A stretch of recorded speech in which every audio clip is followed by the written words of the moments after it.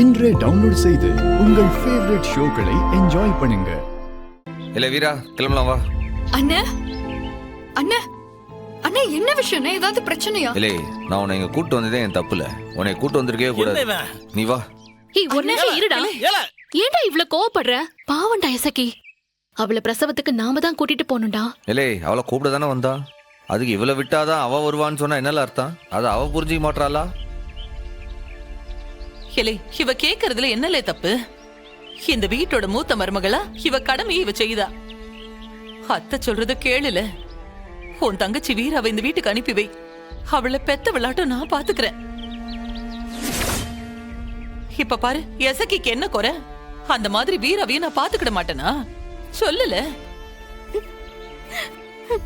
அக்கா, நான் ஒரு பிளான் போட்டா இவங்க வேற மாதிரி ஒரு ட்விஸ்ட் கொடுக்குறாங்க.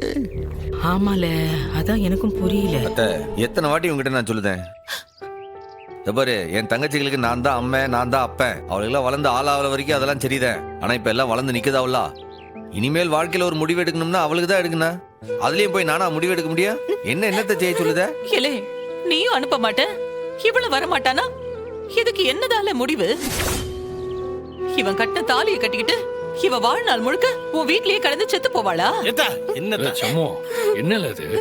நல்ல நாள் அதுமா அம்மையை எப்படி கலங்க விடுதிய? இதெல்லாம் நல்லாவா இருக்கு?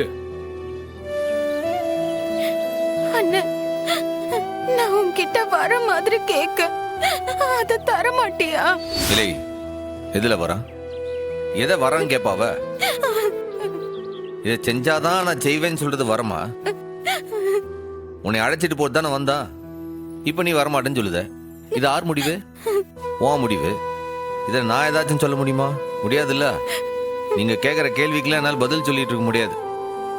இல்லை, நீ வா, வந்து வண்டியில ஏறு. இலை, இலை.